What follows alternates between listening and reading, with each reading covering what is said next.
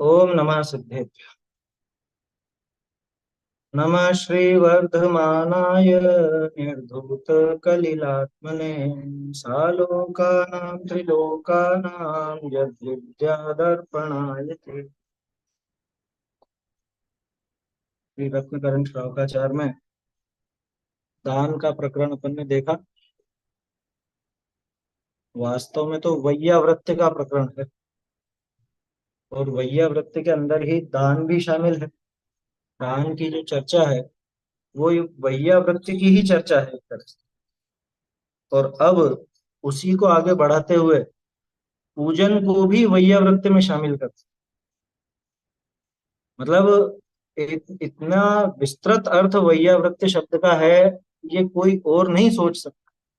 ये समंत भद्र स्वामी ने अपने को एक खुलासा किया। और आज भी ज्यादातर लोगों से आप पूछोगे तो वैयावृत्ति के नाम पर वही है, बस थोड़ा हाथ पैर दबाना या कुछ इस तरह से सेवा करना। जबकि दान भी वैयावृत्य है और पूजन भी वैयावृत्य है। ये चीज कौन सोचे, किसको समझ है। तो अब इसी वैयावृत्ति को ही अतिथि समविभाग व्रत कहते हैं। इस प्रकार दान का वर्णन किया। अब वैयावृत्ति में ही जिनेंद्र पूजन का उपदेश करने वाला श्लोक यहाँ पर कहते हैं। वो श्लोक अपन देखेंगे, पहले पिछले 5 श्लोक अपन देख लेते हैं।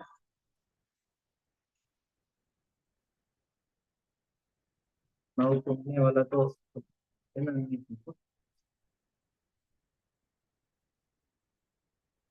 गृह कर्मणापि निचितम् कर्म विमाष्टि खलु गृह विमुक्तानाम् अतिथीनां प्रतिपूजा रुधिर्मलं धावते वारी उच्चैर्गोत्रं प्रणतेर्भोगो दानादुपासनात् पूजा भक्ते सुंदर रूपं स्तवनात् कीर्तिस्तपो निधिषु क्षितिगतमिव वटबीजम् पात्रगतं दानमल्पमपि काले फलतिच्छाया विभवम् बहुफलमिष्टं शरीरभृताम् आहारौषधयोरप्युपकरणावासयोश्च दानेन वैयावृत्यं ब्रुवते चतुरात्मत्वेन चतुरस्रा श्रीशेण वृषभसेने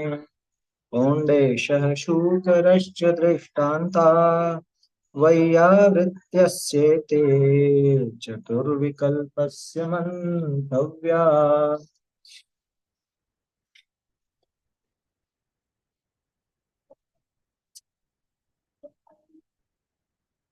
चलिए, कल एक विशेष बात जो अपने को पता चली, पौंडेश। पौंडेश उस ग्वाले का नाम नहीं था, बल्कि ग्वाले का नाम तो यहाँ पे क्या दिया था। हम्म? गोविंद राजा, गोविंद नाम का ग्वाला देखा था अपन ने, कल कथा पढ़ी थी ना। प्रभा चंद्राचार्य ने जो इसकी टीका की है उसमें वो गोविंद नाम का तो ग्वाला, और उसने दान दिया। वो आगे मर करके कोंडेश नाम का सेठ पुत्र हुआ और फिर बाद में मुनि बनकर वो बहुत शास्त्रों का पारगामी बना। तो कोंडेश की कथा बिल्कुल न्यारी है। हम जो कोंडेश से कुंद कुंद वाली कथा देखते हैं वो अलग है। वो बिल्कुल अलग है और ये बिल्कुल अलग। ये एक विचारणीय बात ये भी है क्या, दो अलग अलग कथाएं मिलती हैं। अब इसमें कोई प्रामाणिकता या अप्रामाणिकता का झगड़ा नहीं करना चाहिए, क्योंकि कथा है। अब वो कथा ये भी संभव है और वो भी संभव, कोई असंभव बात तो दोनों में ही नहीं। प्रथमानियों को समझने की पद्धति टोडरमल जी ने अपने को सिखाई है, तो उसको उसी रूप में स्वीकार करना चाहिए। ये कोंडेश की जो बात है, अच्छा उस हिसाब से देखा जाए तो जो सदा सुत जी ने लिखा था केवली बन गया, वो ठीक लगता है, फिर उसमें कोई समस्या नहीं लगती है ना। क्योंकि वहां पे बहुत शास्त्रों का पारगामी यहाँ तक की तो बात आई, आगे कोंडेश की बात आई, वो कुंद कुंद स्वामी बना ऐसा नहीं लिखा ना। तो केवली बन गया, मेरे ख्याल से फिर वो अपने अपन ने जो संशोधन किया था वो बन गया ही रहने देते हैं। बनेगा तो अपन ने वो कुंद कुंद आचार्य वाली बात लेकर के की। अब अगर ये कथा ही अलग है तो कोई समस्या नहीं। हाँ, श्रुत केवली भी वो, क्योंकि बहुत शास्त्रों का पारगामी तो श्रुत केवली तो अपने आप हो। तो उसकी जगह पे जो पहले आगे चलकर केवली बन गया, ऐसा आगे चलकर लिखा था, अगले भव में कर लीजिए उसको। सदा सुख जी ने तो अगले भव में ही लिखा था। चलिए, अब आगे बढ़ते हैं अपन। दान का प्रकरण बहुत विस्तार से यहाँ पे समझाया सदासुख जी ने। अभी पूजा का जो प्रकरण है ना, ये भी बहुत विस्तृत दिया है। असल में इसमें बीच में अकृत्रिम चैत्यालयों की रचना का वर्णन भी है। वो रीडिंग जैसा ही है, तो उसकी रीडिंग लगाएंगे अपन ना। उसमें ज्यादा कुछ ऐसा विशेष विस्तार की आवश्यकता है नहीं।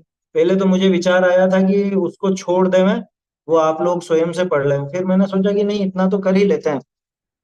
अगले अधिकार के बारे में जरूर विचार करेंगे, क्योंकि अगला अधिकार जो भावना अधिकार है, वो तो स्वयं समझने जैसा, स्वयं पढ़ने जैसा है। और वो एक अतिरिक्त सा है ना। देखेंगे जैसा भी योग बनता है, जैसा विचार होता है सबका, उस समय देखें। अभी तो इसको देखते हैं अपन। वैयावृत्य में ही जिनेन्द्र पूजन का उपदेश करने वाला श्लोक कहते हैं। वैयावृत्य में ही जिनेन्द्र पूजन शामिल है, उसका यहाँ पे बताते हैं उसके बारे में। देवाधिदेव चरणे परिचरणम सर्व दुख निर्हरणम काम दुहि काम दाहिनी परिचिनुयादात्रितो नित्यम देवाधिदेव चरणे परिचरणम सर्व दुख निर्हरणम काम दुहि काम दाहिनी परिचिनुयादात्रितो नित्यम।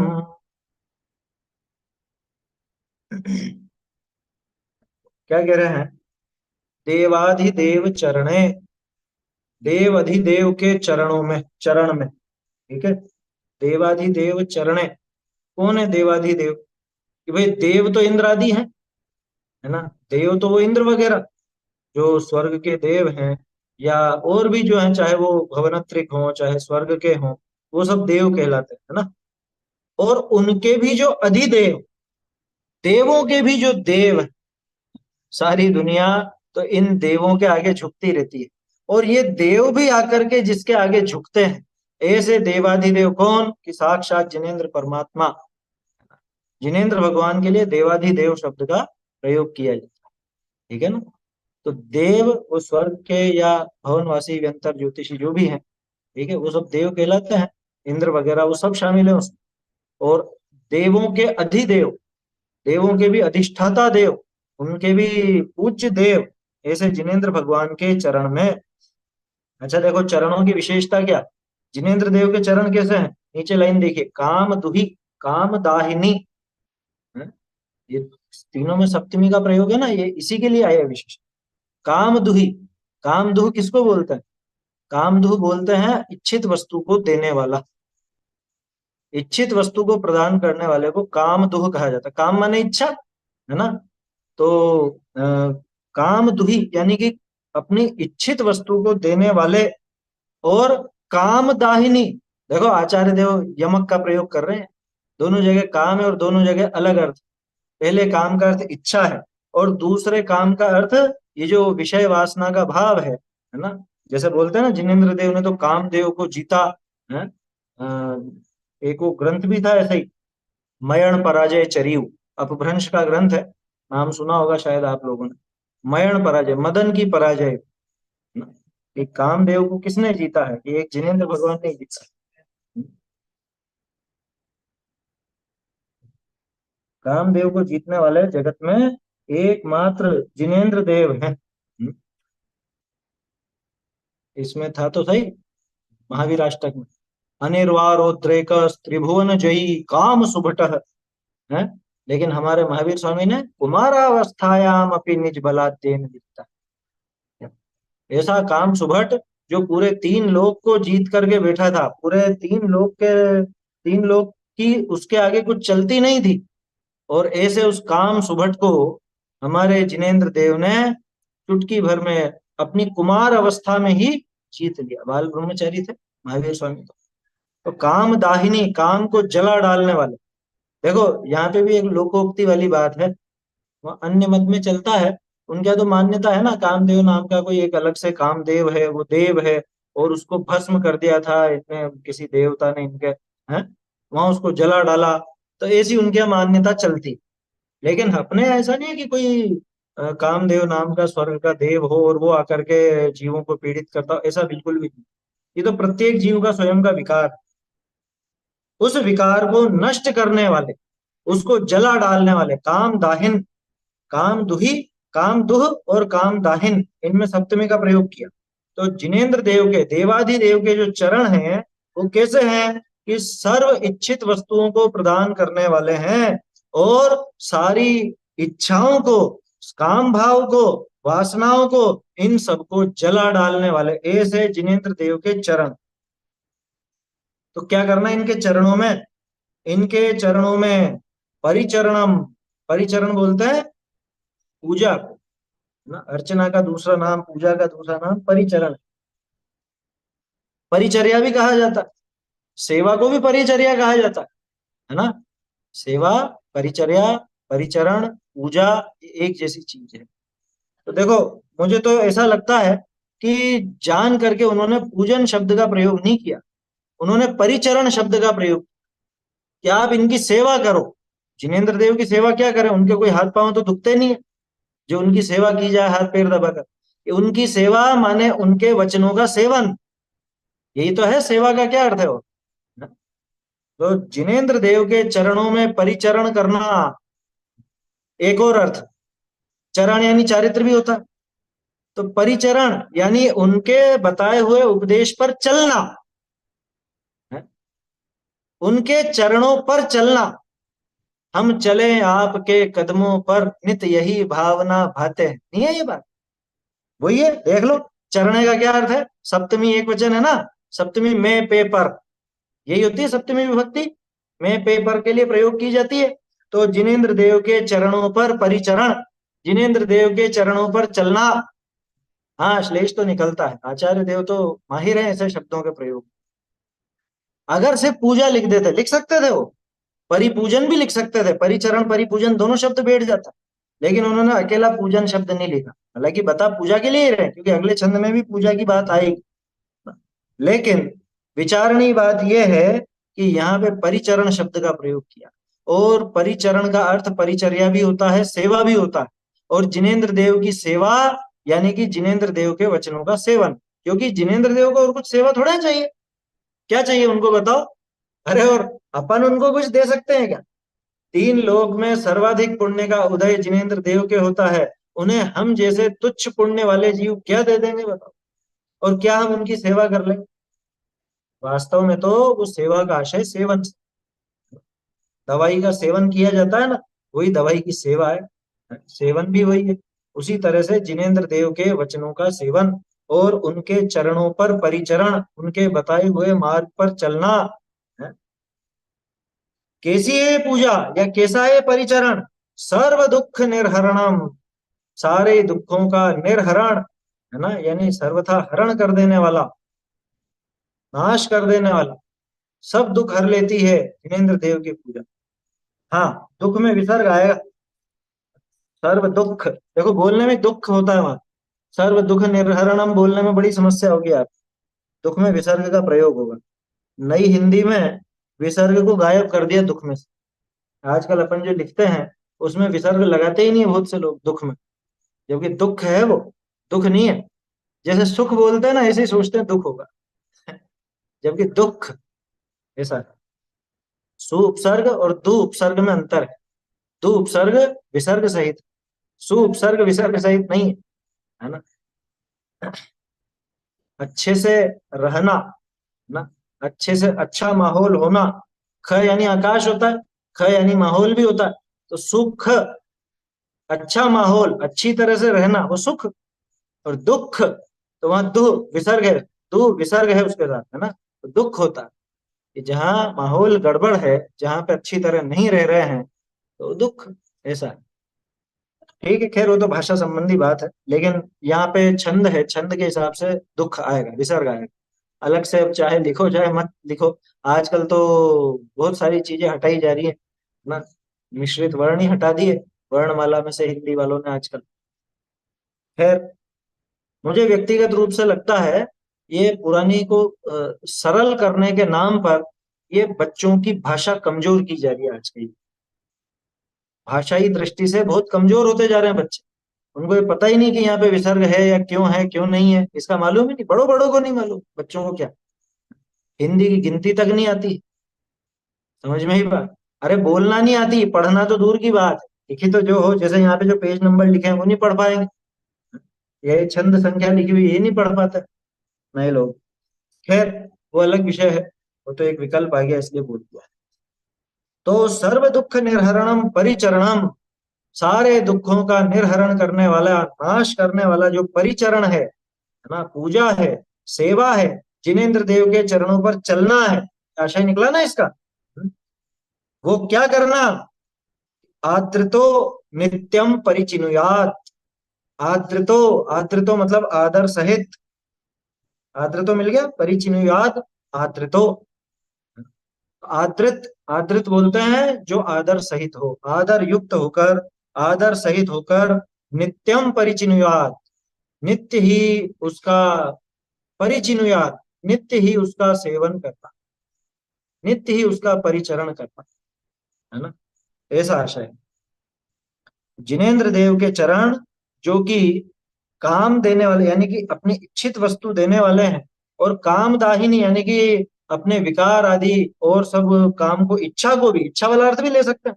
भाई इच्छाएं समाप्त हो जाएंगी तो अपने आप सुखी हो जाएगा। मोक्ष प्रकाशक में देख ही रहे ना अपन, है। अंतराय के उदय से दुख, और ये वेदनी वाले प्रकरण में भी ये बात है। तो इच्छाओं का ही नाश हो जाएगा तो अपने आप सुखी हो जाएगा। तो जिनेन्द्र देव कैसे हैं कि कामदाहिनी, उनके चरण कामदाही हैं और काम दो है। देखो, इसका एक थोड़ा आध्यात्मिक अर्थ ऐसा समझ। हमें क्या चाहिए? हमें चाहिए सुख। सुख सुख सुख, अनंत सुख, है ना। वही चाहिए। तो वो है हमारा काम। उसको देने वाले, अनंत सुख को देने वाले, वो कैसे होगा? इच्छाओं का नाश होने पर होगा। इच्छा का अर्थ भी है काम।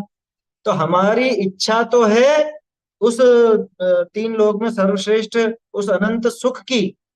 उस अनंत सुख को देने वाले कैसे? इस सारी इच्छाओं का नाश करके उस अनंत सुख को देने वाले जिनेन्द्र देव के चरण। माने जिनेन्द्र देव ने जो आचरण किया, जिनेन्द्र देव जिस मार्ग पर चले, जिनेन्द्र देव के चरण और क्या है? वही है असली में तो। निश्चय से तो जिनेन्द्र देव के चरण माने उन्होंने जो मोक्ष मार्ग बताया वो, है ना। वही है जिनेन्द्र देव के चरण। और वो ही कामदाही और काम दुह, सारी इच्छाओं का नाश करके अपने इच्छित अनंत सुख को प्रदान करने वाले हैं। हाँ, वो मोक्ष की भी इच्छा नहीं रहती, फिर तो मोक्ष ही होने वाला है ना, उसके क्यों होगी मोक्ष की इच्छा? प्रारंभिक भूमिका में रहती है ना। वो यूं समझ लो कि उतना राग तो चलता है, लेकिन वो श्रद्धा में वास्तव में उसे भी नहीं चाहता, क्योंकि पर्याय ऐसा है। तो ऐसे जिनेन्द्र देव के चरण में, देवाधिदेव के चरणों में नित्य ही परिचिनुयात, नित्य ही परिचरणम परिचिनुयात, नित्य ही उस परिचर्या को, उस पूजन को, उनके सेवन को नित्य ही करना चाहिए। कैसे करना चाहिए? आत्र तो, आदर युक्त होकर के करना चाहिए, है ना? श्लोक का अर्थ बिल्कुल सरल है, कोई ऐसी दिक्कत नहीं। प्रेरणा दी है उन्होंने तो कि जिनेन्द्र देव के चरणों में नित्य ही पूजा करो, ये सामान्य इसका व्यवहार से अर्थ। और निश्चय से कि जिनेन्द्र देव के बताए हुए चरण यानी मार्ग पर, मोक्ष मार्ग पर, है ना, सम्यक दर्शन ज्ञान चारित्र के मार्ग पर नित्य ही, है ना, परिचरण करो, उस पर गमन करो। क्यों? कि जिनेन्द्र देव का जो ये चरण है, मोक्ष मार्ग है, ये सर्व इच्छित वस्तु यानी सुख को प्रदान करने वाला है और काम का नाश करने वाला है। ऐसे सर्व दुखों के नाशक इस परिचर्या को करना चाहिए। ऐसी बात यहाँ पर है, सरल है। चलिए, अब इसका अपन अर्थ और भावार्थ पढ़ते हैं ढूंढारी से। बहुत विस्तार में दिया है ना। तो देखते हैं इसको।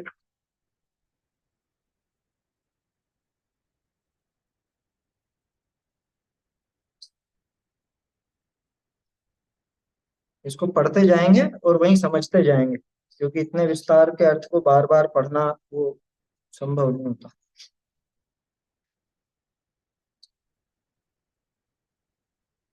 तो इसका हाँ अर्थ, देव जे इंद्रादिक तिनका अधिदेव कहिए स्वामी, जो अरहंत देव, इंद्रादि देव के स्वामी अरहंत देव, ताका चरणनी के समीप जो परिचरण कहिए पूजन, सो आदरते नित्य ही करे। ये यहाँ पे एक शब्द छूट गया है, वह नित्य ही करना चाहिए लिखा है ना, तो नित्य के पहले आदर से और जोड़ लीजिए, नित्य के पहले आदर से शब्द आ जाए, वह नित्य ही करे यानी करना चाहिए। कैसा है पूजन, यानी जिनेन्द्र देव की पूजा कैसी है, इस समस्त दुखनि का नाश करने वाला, जिनेन्द्र देव का जो पूजन है वो समस्त दुखों का नाश करने वाला। ध्यान रखना, लेकिन हर किसी के समस्त दुखों का नाश नहीं होता जिनेन्द्र देव की पूजा से। क्यों? ये तो उसी के होगा जो जिनेन्द्र देव के स्वरूप को समझकर और सही विधि से पूजन कर। जिसने भी जिनेन्द्र देव का स्वरूप ही नहीं समझा, अपने आत्मा का स्वरूप नहीं समझा, वो क्या पूजा कर लेगा जिनेन्द्र देव की? और उसकी पूजा की विधि भी क्या होगी? वो तो बस द्रव्य को इधर से उधर चढ़ाने को पूजा कहता है। यहाँ तो उनके बताए हुए मार्ग पे चलना वास्तव में पूजा। परिचिनुयाद का अर्थ करे, अच्छे से करे। वैसे उसका अर्थ परिचय भी होता है कि परिचय करे, लेकिन यहाँ परिचय तो हो चुका है जिनेन्द्र देव से। हाँ, यूं भी है कि परिचय पूर्वक करे, जिनेन्द्र देव के परिचय पूर्वक, यानी उनको अच्छी तरह से समझ करके और उनकी पूजा करे। देखो कैसा है पूजन, समस्त दुखनि का नाश करने वाला है, मनोवांछित को परिपूर्ण करने वाला है। सदाशिव जी ने ये काम दुही और काम दाहिनी शब्द जो है ये पूजन के लिए लिया, जबकि अगर आप भाषा की दृष्टि से देखोगे तो वो जिनेन्द्र देव के चरणों के लिए, तीनों में सप्तमी का प्रयोग है ना। अगर पूजन के लिए विशेषण होता तो इसमें द्वितीया का प्रयोग होता, जैसे परिचरणम, तो उसी तरह से यहाँ पे काम दुहम या काम दाहिनम इस तरह का लिखा होता, लेकिन ये जिनेन्द्र देव के चरणों के लिए। मनोवांछित को परिपूर्ण करने वाला है और काम को दग्ध करने वाला है ना। देखिए भावार्थ, गृहस्थ के नित्य ही जिनेन्द्र का पूजन समान सर्वोत्तम कार्य अन्य नहीं है। भाई दिन भर तो पाप में लगे रहते हैं, तो जिनेन्द्र देव की पूजा ही सर्वश्रेष्ठ कार्य है। ताते प्रथम ही नित्य जिनेन्द्र का पूजन करना, प्रथम ही, प्रथम में प्रथम। अरे लोगों के तो नियम होता है, जिनेन्द्र देव के दर्शन पूजन के बिना पानी तक नहीं पीते, आया समझ। और आजकल क्या है, थोड़ा प्रमाद ज्यादा है लोगों, सब खा पी लेंगे तैयार हो जाएंगे उसके बाद मंदिर दर्शन करने जाए, ये विधि अच्छी नहीं है। कायदा तो यही है, उठो अपना नित्य कर्म जो करना है करो, और फिर सबसे पहला काम मंदिर का, तैयार होने के बाद। वैसे तो उठते ही सबसे पहले पंच परमेष्टि और आत्मा का ध्यान होना चाहिए, वो तो छोटे बच्चों को भी अपन सिखाते हैं, वो पहले कर लो और बाद में फिर रूबरू भगवान से जाकर के मिलो। उसके बाद फिर जो कुछ करना है, खाना पीना और दुनिया भर के काम करना, वो बाद में होते रहे। गृहस्थ के नित्य ही जिनेन्द्र का पूजन समान सर्वोत्तम कार्य अन्य नहीं है। ताते प्रथम ही नित्य जिनेन्द्र का पूजन करना, यहाँ ऐसा संबंध जानना, जो किंचित मात्र अशुभ कर्म का क्षयोपशम थे, मनुष्य तिर्यंचनी की ज्यों सप्त धातुमय देह जिनके नहीं, तथा आहार आदि के अधीन क्षुधा तृषादिक वेदना का मेटना नहीं। स्वयमेव कंठ में ते अमृत झरे है, तिस करी क्षुधा तृषा वेदना, वेदना करी जिनके बाधा नहीं, और जरा आवे नहीं, रोग आवे नहीं, इत्यादि कर्म कृत किंचित बाधा के अभाव ते चार गति में देवनिकों उत्तम कहे। ये स्वर्ग के देवों के विशेषण बताए भी हैं, है ना। कोई सोचे कि जिनेन्द्र देव की बात चल रही, उनकी नहीं चल रही, स्वर्ग के देवों। क्या लिखा कि किंचित मात्र अशुभ कर्म के क्षयोपशम, अशुभ कर्म का उनके क्षयोपशम है, माने असाता वेदनी का वैसा उदय नहीं है। तो अपने जैसा मनुष्य और तिर्यंचों के जैसा सप्त धातुओं से भरी हुई देह जिनको नहीं मिली, है ना, कंठ से अमृत झर जाता है, वो सारी बात है ही सही। भूख प्यास जिनके नहीं होती है, स्वयं भी कंठ में से अमृत झर जाता है, तो कोई बाधा नहीं। जरा आवे नहीं, बुढ़ापा नहीं आता, रोग आवे नहीं, कोई रोग नहीं होता, इत्यादि कर्म कृत किंचित बाधा के अभाव थे चार गति में देवनी को उत्तम कहे। देवों को उत्तम कहा जाता है। अरे देव शब्द की व्युत्पत्ति देखोगे ना तो अपने आप ही उत्तमता को दिखाने में, द्यू धातु से बना है देव, है ना, जो बिल्कुल द्युतिमान है, कांतिमान है, ऐसे देव होते हैं। तो वो देवों की बात है।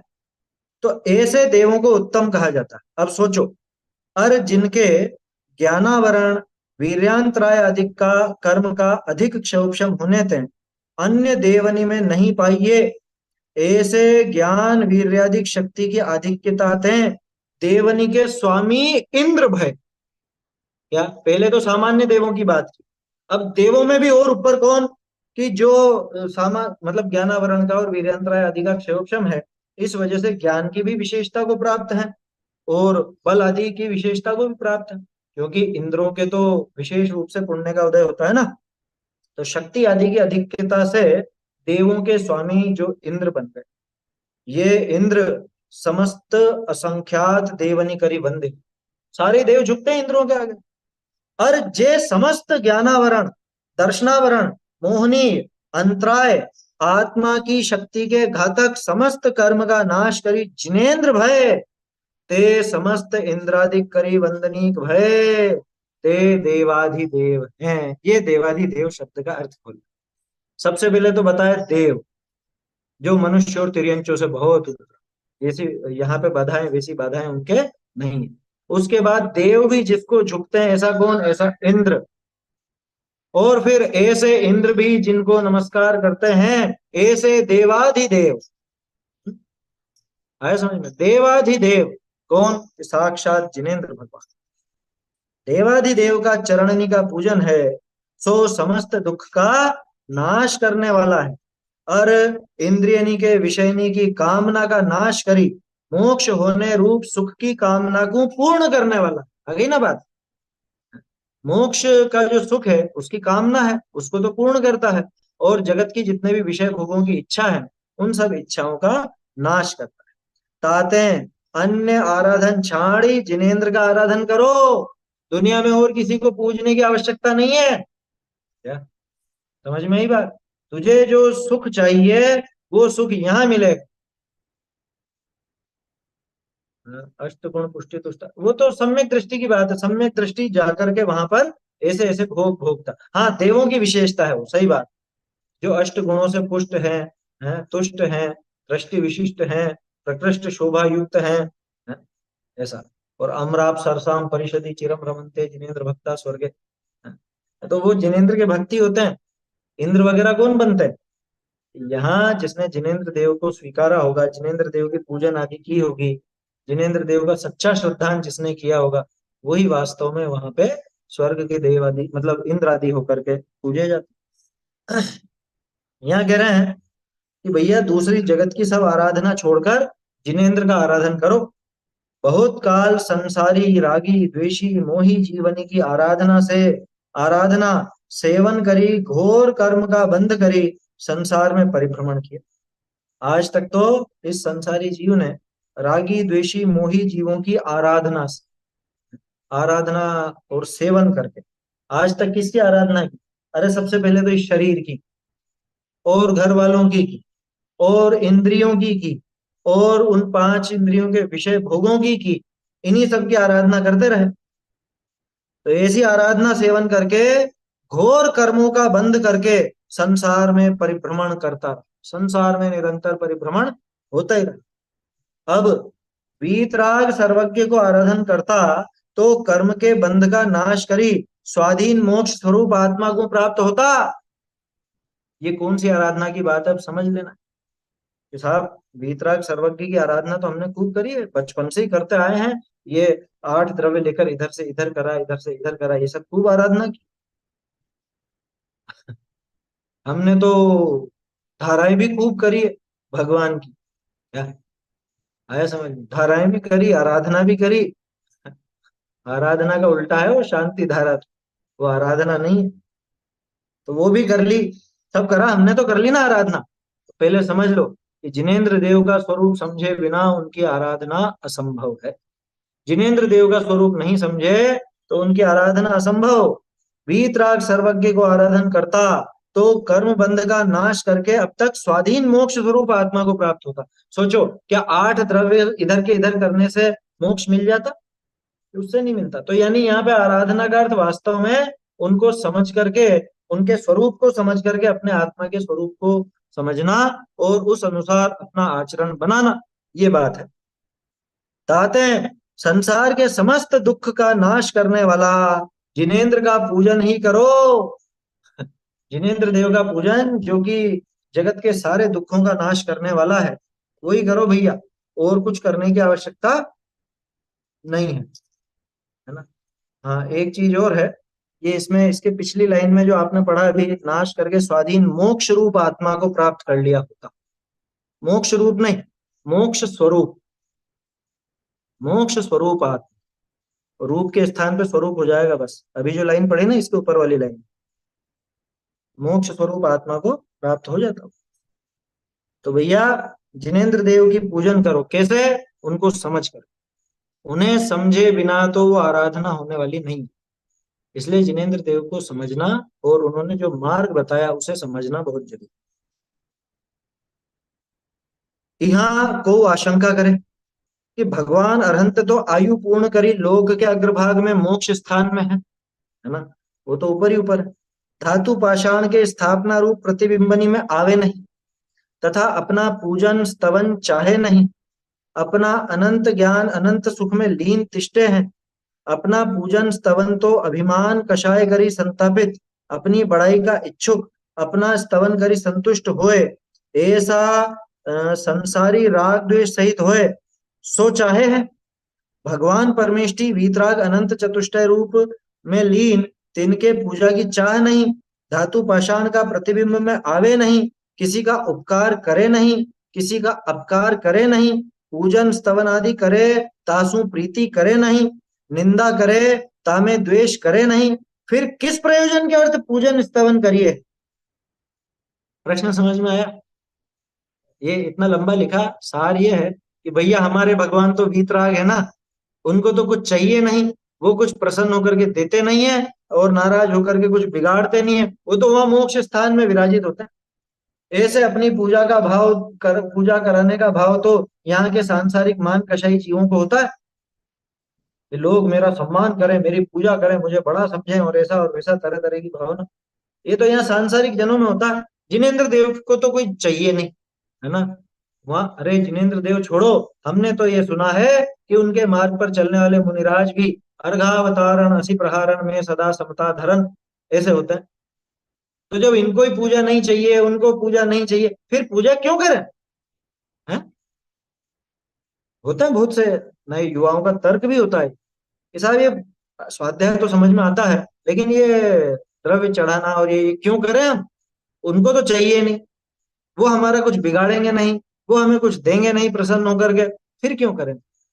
प्रश्न बढ़िया है ना, आज के हिसाब से ये प्रश्न करते हैं, इसका अर्थ देखते हैं, बोलिए।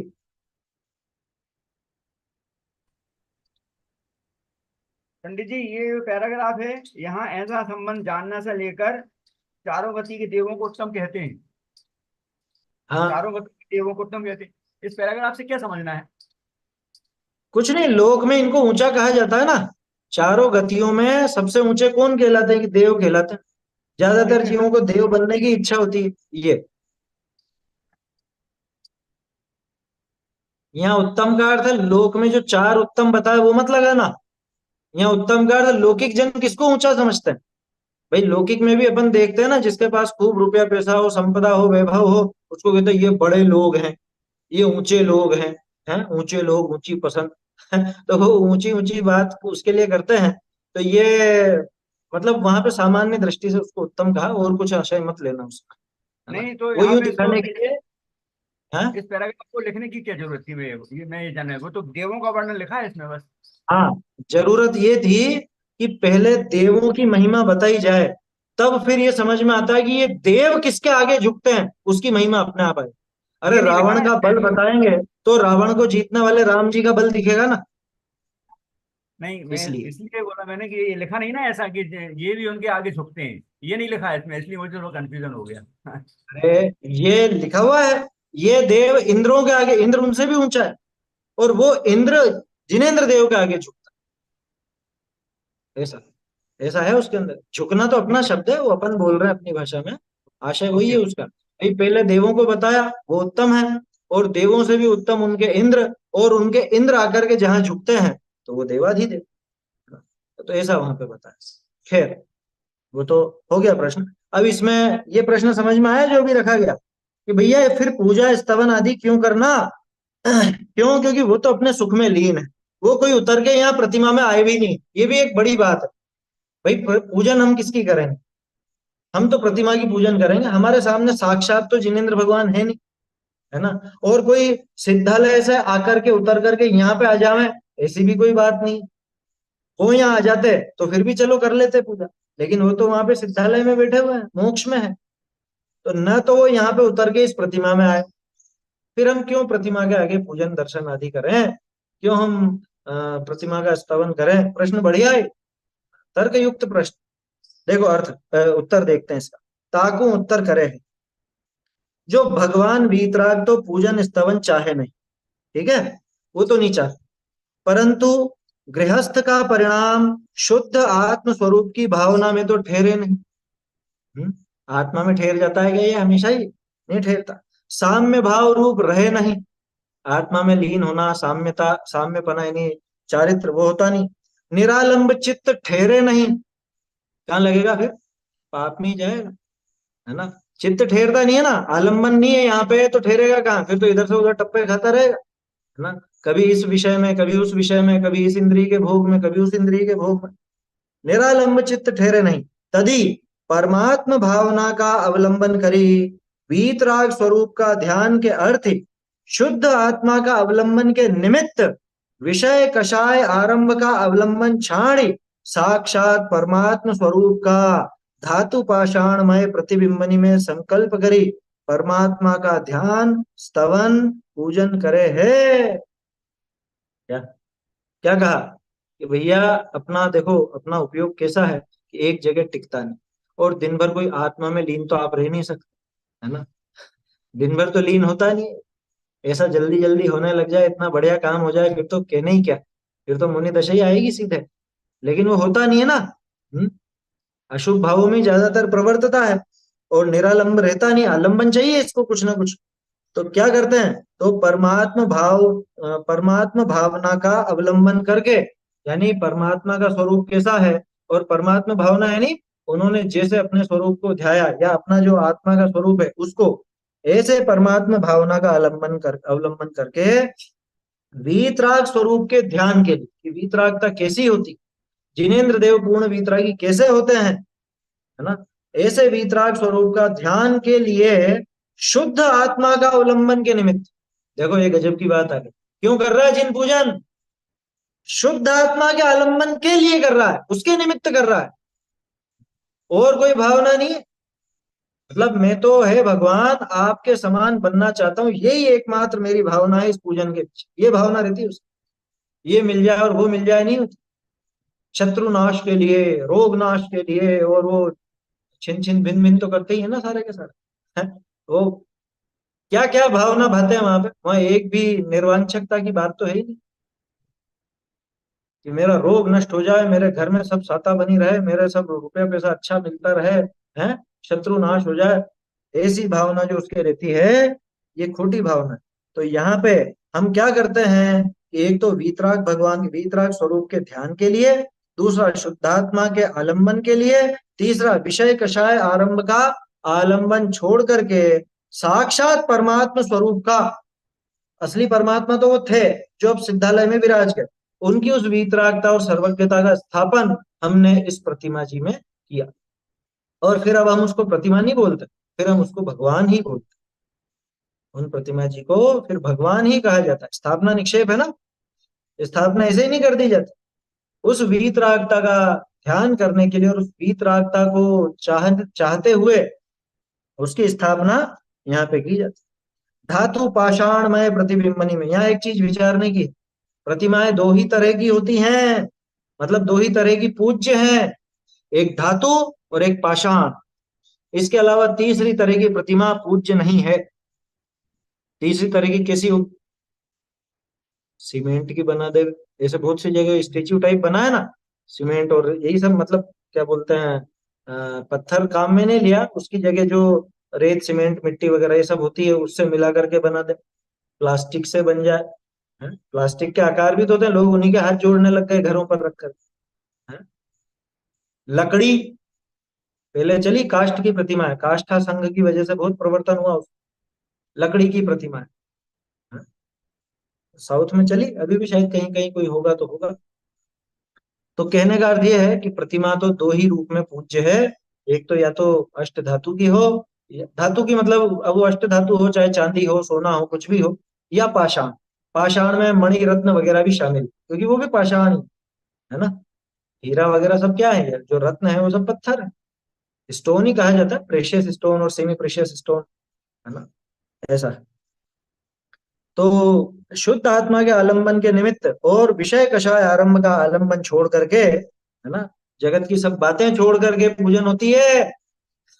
विषय कषाय की इच्छा पूर्वक नहीं होती, उन भावनाओं को छोड़ करके साक्षात परमात्म स्वरूप का धातु पाषाणमय प्रतिबिंबनी में संकल्प कर, कि हमने संकल्प किया, हमने स्थापना की कि ये ही हमारे महावीर भगवान है, ये आदिनाथ भगवान है, ये सीमंदर परमात्मा है, ये अनंत भगवान है, जो भी है ना, नाम तो हमने दे दिया। कुल मिला के तो वीतरागता और सर्वज्ञता की स्थापना होती है, वास्तव में तो वीतरागता और सर्वज्ञता की स्थापना। उन प्रतिबिंबों में संकल्प करके परमात्मा का ध्यान स्तवन पूजन करे है। इस अवसर में विषय कषाय आदि संकल्प के अभाव ते, दुर्ध्यान के छूटने ते, अपने परिणाम की विशुद्धता का प्रभाव ते, अशुभ कर्मणि का रस सूख जाए। क्या हुआ इससे, पूजन से क्या हुआ? अभी तो कह रहा ना क्यों करें, इसलिए करना, ये आ रहा है अब जवाब।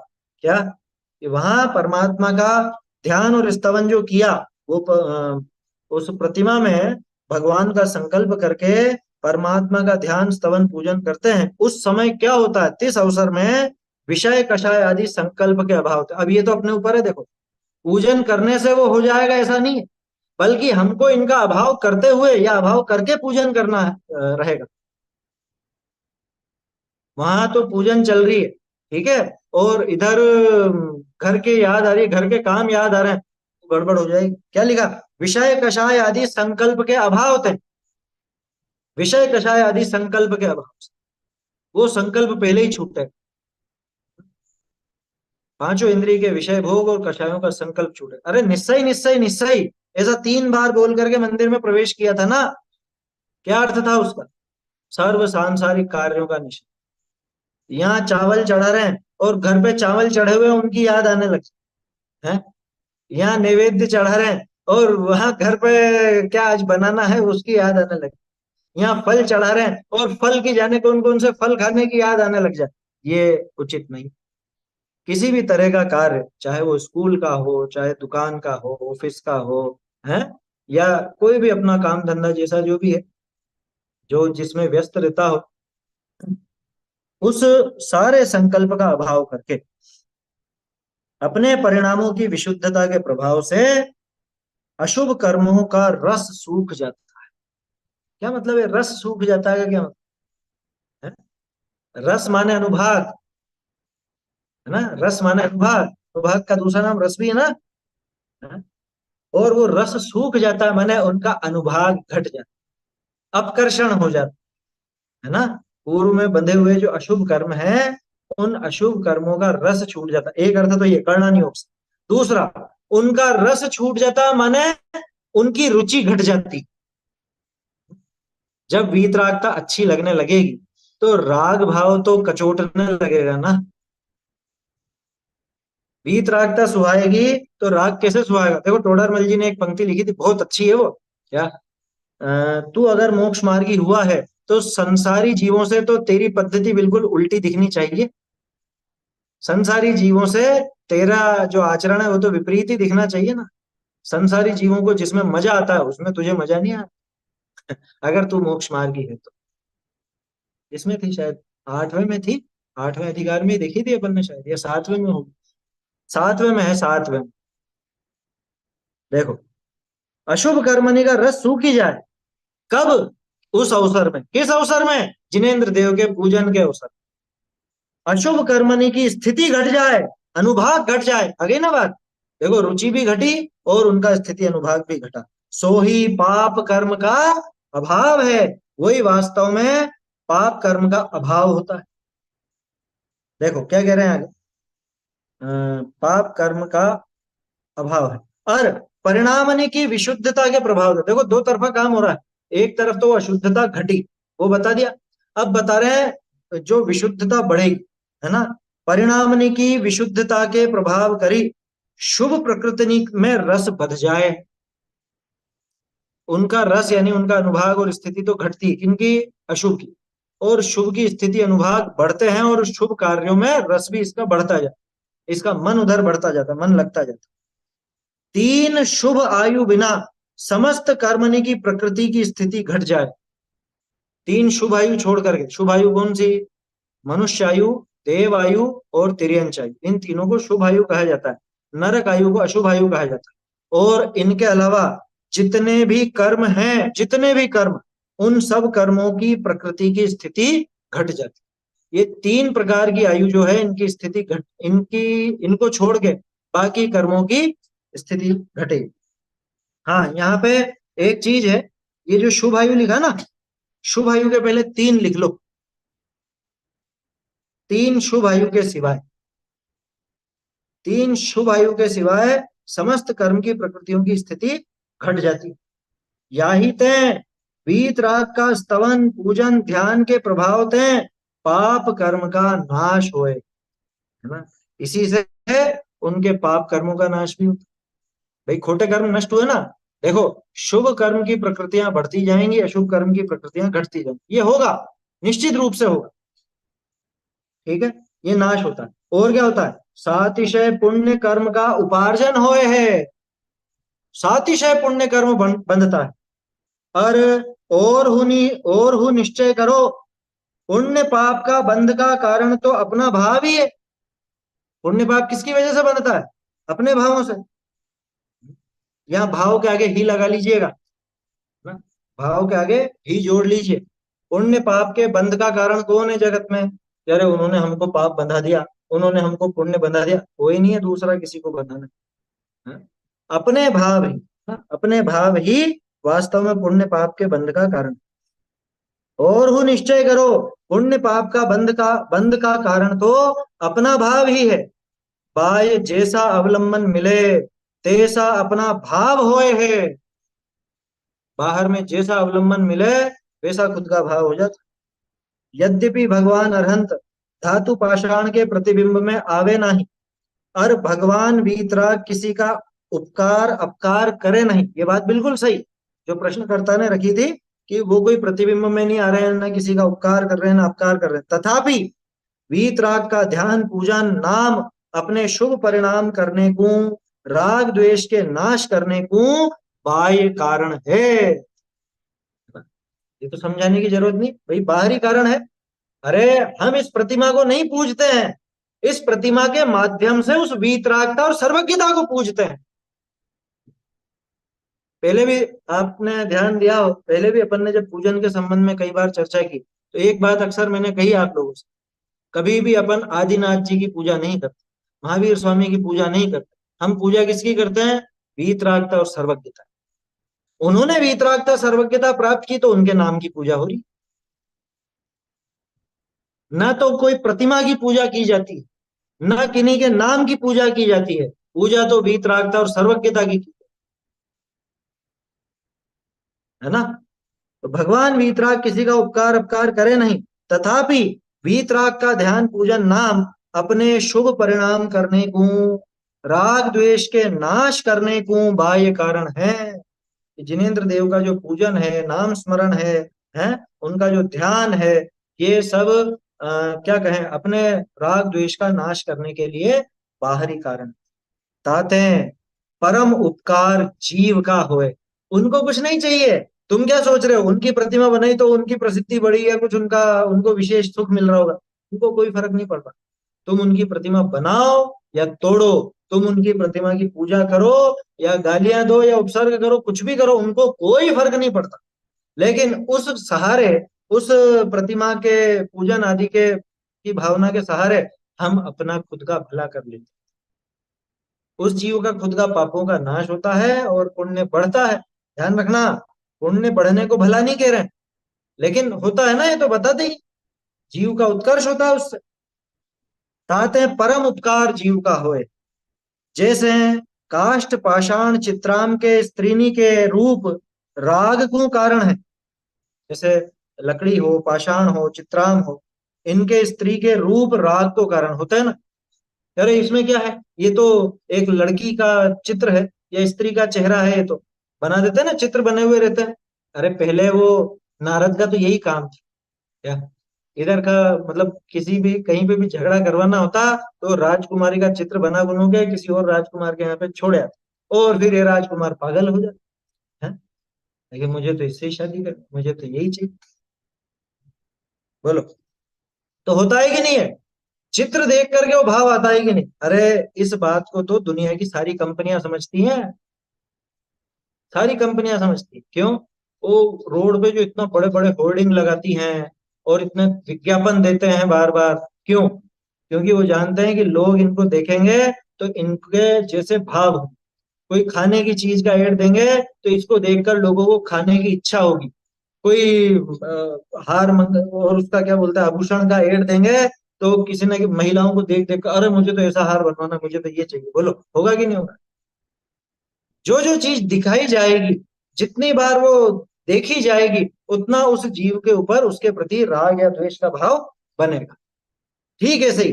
वीतराग प्रतिमा को देख करके वो वीतराग भाव पैदा, राग द्वेष का भाव नष्ट होगा। बाहरी कारण है, सिर्फ बाहरी कारण, निमित्त निमित्तिक संबंध है। ज्यादा यूं मत समझ लेना कि उससे हो ही जाएगा, होगा तो अपने भावों के अनुसार, लेकिन उसमें बाहरी निमित्त है कि जब भी ये जीव, ये मनुष्य, ये जब वीतराग भाव की प्रेरणा लेता है तो बाहर में ऐसी ही वीतरागी प्रतिमाएं होती हैं। जब भी ये जीव अपने राग द्वेष को बुरा समझता है तो बाहर में वो क्या कहें, वीतराग भाव वही प्रतिमा जरूर होती है। बिल्कुल सही है ये, हिंसायतन निवृत्ति परिणाम विशुद्धि तदपि कर, ये बात सही है कि बाहरी वस्तु मतलब वो बाहरी हिंसा से कुछ भी नहीं होता, हिंसा तो अपने भावों से ही होती है? लेकिन परिणामों की विशुद्धि के लिए जैसे हिंसा के आयतनों को छोड़ा जाता है, ठीक उसी तरह से उसका उल्टा यहाँ पे लगाओ कि कोई प्रतिमा हमको वीतरागता नहीं दे देगी, प्रतिमा से हम हमारे राग द्वेष नष्ट नहीं हो जाएंगे, लेकिन जैसे परिणामों की विशुद्धि के लिए हिंसा के आयतनों से बचा जाता है, उसी तरह से ही परिणामों की विशुद्धि के लिए, राग भाव को घटाने के लिए वीतराग भाव वाही प्रतिमाओं का आश्रय भी लिया जाता है, उनका दर्शन पूजन भी किया जाता है। आया समझ में? तो वैसे ही है ये। देखो क्या लिखा है यहाँ, जैसे काष्ठ पाषाण चित्राम के स्त्रीनी के रूप, स्त्रीनी के रूप राग को कारण है, तथा अचेतन स्वर्ण मणि माणिक्य रूपा, रूपा यानी चांदी, महल वन बाग नगर ग्राम पाषाण करदम श्मशान आदि का देखना श्रवण करना राग द्वेष उपजावे। बोलो होता है कि नहीं? शमशान देख करके क्या भाव आता है? कब्रिस्तान देख करके क्या भाव आता है, कभी उधर से निकलो तो। हम्म? अरे कभी ऐसे मोहल्ले से निकलना हो जाए जहाँ पे कसाई कसाई रहते हो, वहां देख करके क्या भाव आता है? होते हैं ना, ऐसी जगह भी तो होती है, कभी देखने में आ जाए वो मुर्गे बकरियां मछलियां वगैरह, वो सब उनको ऐसे दृश्य देख करके क्या भाव, वो बीडब्ल्यूसी की सीडी थी ना, है, वो वीडियो देख करके क्या भाव आता है। तो दृश्यों का फर्क पड़ता है कि नहीं पड़ता? अरे जिसको खिलाड़ी बनना हो उसके कमरे में आपको सचिन तेंदुलकर विराट कोहली इनके फोटो नजर आएंगे, जिसको फिल्मों में जाना हो तो वो जो भी फिल्म स्टार हैं उनके फोटो नजर आएंगे, जिसको राजनीति में जाना हो राजनेताओं के फोटो लगा करके रखे। ठीक उसी तरह से जिसे वीतराग भाव इष्ट है वो साक्षात वीतरागी जिनेंद्र प्रतिमा के सामने देखेगा। फोटो से काम नहीं चलेगा उसमें, उसमें जिनेंद्र प्रतिमा आगे बढ़ करके होगा ये काम, है ना? तो है ना, ये सब पत्थर करदम कीचड़ शमशान ये सब देख करके अपने भाव बिगड़ते हैं, और सोना चांदी मणिया है ये सब भाव ये देख करके राग बढ़ता है। ठीक उसी तरह से है ना, जिनेंद्र देव की प्रतिमा का भी समझना चाहिए। तथा शुभ अशुभ, शुभ अशुभ वचन, राग रुदन, सुगंध दुर्गंध, ये समस्त अचेतन पुद्गल द्रव्य हैं, लेकिन इनका श्रवण अवलोकन चिंतवन अनुभवन करी राग द्वेष हो ही है। तैसे जिनेन्द्र की परम शांत मुद्रा ज्ञानिनी के वीतरागता होने को सहकारी कारण है, प्रेरक नहीं। कितना खुलासा कर दिया। ये सहकारी कारण है, प्रेरक नहीं है। प्रेरक निमित्त, प्रेरक निमित्त नहीं है। क्या मतलब? अरे साहब, प्रेरक निमित्त तो है, ये उदासीन थोड़ी ना है। प्रेरक निमित्त कह दिया जाता है, वास्तव में ये सिर्फ सहकारी हैं। ये प्रेरक नहीं, माने ये कोई चला करके आपको करा नहीं दे। एक जगह ऐसी वो व्याख्या में भूल गया कहां पर है वो प्रकरण, ये उदासीन निमित्त और प्रेरक निमित्त की बात आती है ना, तो वहां पे ये कहा कि कहने को भले उदासीन और प्रेरक ऐसे दो भेद कर दिए, लेकिन सारे निमित्त उदासीन ही है। क्या? क्यों? इष्टोपदेश में शायद, हाँ, गते धर्मास्ति कायवत, गते धर्मास्ति कायवत, इष्टोपदेश में ही तो है। गते धर्मास्ति कायवत, जैसे गति में, गमन करने में धर्मास्ति काय निमित्त होता है, उसी तरह से सर्वे निमित्ता, सारे निमित्त ऐसे ही हैं। अब वो तो अपन अपने समझाने के लिए कह देते हैं ये प्रेरक निमित्त है और ये उदासीन निमित्त है। अरे कोई निमित्त हो, सारे ही उदासीन, सारे ही उदासीन हैं। क्यों? क्योंकि निमित्त कुछ कराता नहीं, लेकिन बाहरी कारण सहकारी कारण कह देते। और भर भव्य जीवनी के वीतरागता थे, अन्य कुछ चाहना नहीं है। देखो ये लाइन छूट गई ऊपर की। भाई जो भी बाहरी वस्तुएं हैं, चाहे वो शुभ अशुभ वचन हो, आपसे कोई मीठे मीठे बोल बोले या कोई गालियां दे, है ना, कुछ कठोर कठोर शब्द बोल दे, कोई रोना पीटना सुनो आप किसी का, रो रहा हो जोर जोर से, किसी के रोने की आवाज आ रही है तो कैसा लगता है कि अरे इसके रोने की आवाज सुन करके तो हमारा कलेजा फटने लगता, ऐसा जोर जोर से रोया। सुगंध दुर्गंध, ये समस्त अचेतन पुद्गल द्रव्य, ये कुछ कराते नहीं है, लेकिन इनका श्रवण करके अवलोकन करके देख कर चिंतन करके अनुभवन करके राग द्वेष होता है कि नहीं होता। ठीक उसी तरह से जिनेन्द्र देव की परम शांत मुद्रा, परम शांत मुद्रा ज्ञानियों की वीतरागता में सहकारी कारण बनती। अब कह सकता है कोई कि चोर तो चोरी करके ले जाता है वही प्रतिमा, लेकिन तो सहकारी कारण कहा ना, इसीलिए तो प्रेरक नहीं कहा, है ना। जिसके होने हो उसके लिए निमित्त बनेगी, जिसके वीतराग भाव आना हो उसकी वीतरागता में सहकारी कारण बनती, जिसके नहीं आना उसके नहीं बनती, सीधी सी बात। और भव्य जीवों को क्या चाहिए? भव्य जीवों को तो वीतरागता के अलावा और कुछ चाहिए नहीं। ठीक है, ऐसा है। इसके आगे का विषय अपन फिर कल देखें, समय भी हो गया अपना। हाँ, श्लोक बोल लेते हैं एक बार। देवाधिदेव चरणे परिचरणं सर्व दुख निर्हरणं कामदुहि कामदाहिनी परिचिनुयादादृतो नित्यम् चैतन्य का स्मरण प्रतिक्षण ही करो रे भव के अनंत दुख को क्षण में हरो रे अक्षय अनंत निज सौख्य निधान पाओ गाओ अरे नित इसी के गीत गाओ। नई स्तुति है ना, इस महीने ये चलाएं।